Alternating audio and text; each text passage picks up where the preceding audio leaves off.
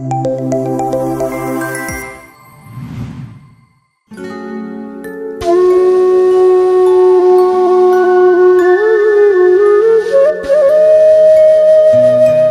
পাই ব্যবহার না পাই চলবির মানে এমন অবস্থা যে একটা লেফটিন দিবেন তারও জায়গা নেই, যে কি অবস্থাতে দেখলেন। এই জন্য মনের দুঃখ মনের ধরি বেড়াই, যে দুঃখ প্রকাশ করিয়ে যদি গলাত ফাঁসি দিয়ে মরি, নিজের মরণ নিজে শেষ করি কষ্ট ঠেলায়। আরও অর্ধেক বাচ্চা কাচ্চা আছে, এগুলো কাই দেখবে।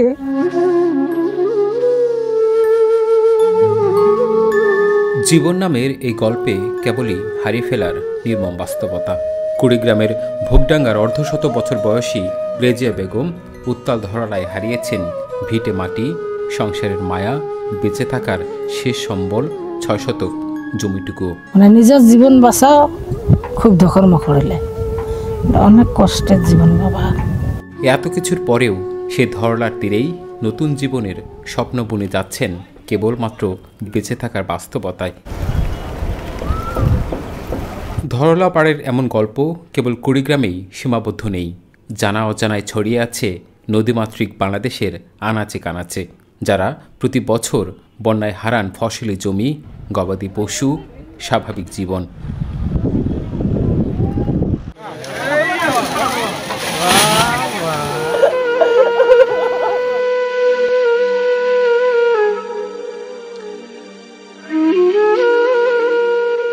পরিসংখ্যান অনুযায়ী প্রতি বছর দেশে বন্যায় আক্রান্ত হন প্রায় ৫০ লাখ মানুষ। প্লাবিত হয় দেশের ৫৫ থেকে ৬০% ভূমি।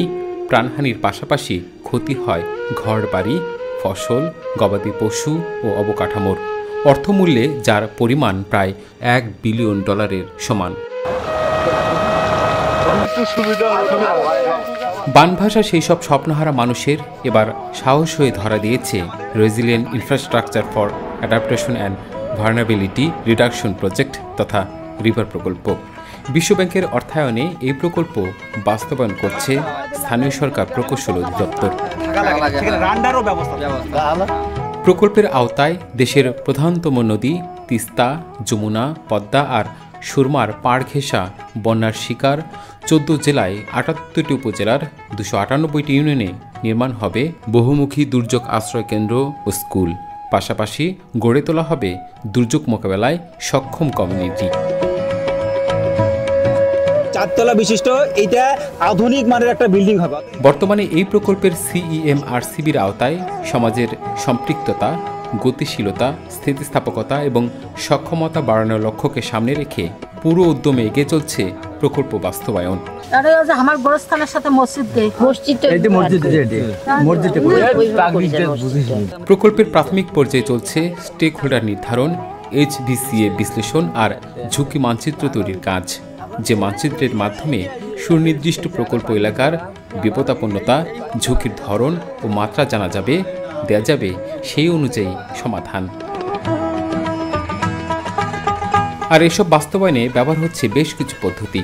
তথ্য সংগ্রহে ব্যবহৃত হচ্ছে ট্রান্সেক ওয়াক তথা পরিভ্রমণ, যেখানে প্রতিটি সরকারি প্রাথমিক বিদ্যালয় কেন্দ্র করে হাঁটা পথে সংগৃহীত হচ্ছে স্থানীয় মানুষদের অভিজ্ঞতা ও বন্যার ইতিহাস।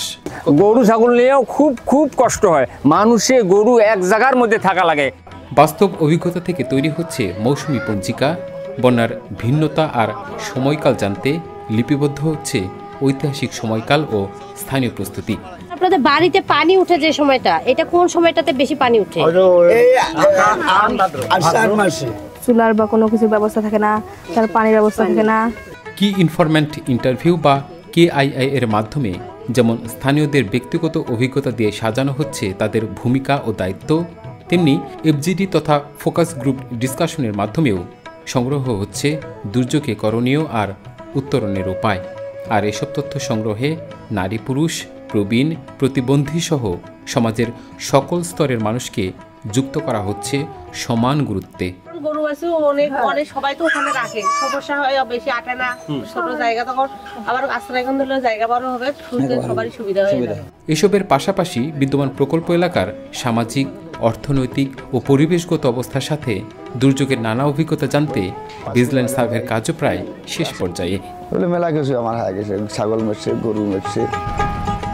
অতীতে এই ধরনের প্রকল্প বাস্তবায়ন হলেও রিভার প্রকল্পটি আরও দীর্ঘ পরিসর আর সুপরিকল্পিত, যেখানে বন্যার শিকার সাধারণ মানুষের নানান অভিজ্ঞতা দিয়েই সাজানো হচ্ছে তাদের সমাধানের পথ। এছাড়া প্রকল্প সম্পূর্ণরূপে বাস্তবায়নের পর এর দেখভালের দায়িত্বেও থাকবেন প্রকল্প সুবিধাভোগীরা। বারবার বন্যার ভয়াবহ শিকার স্বপ্নহারা কোটি মানুষের শক্তি আর আস্থার জায়গা তৈরির প্রতিশ্রুতি নিয়ে সামনে এগিয়ে চলছে রিভার প্রকল্প।